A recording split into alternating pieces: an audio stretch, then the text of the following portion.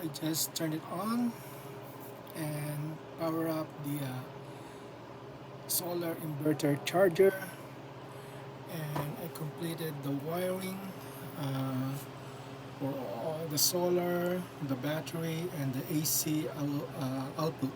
So I have my circuit breaker set up for solar at 60 amps, my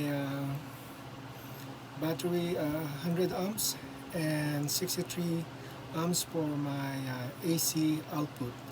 I have set up 25.6 volts and 100 ampere hour uh, capacity.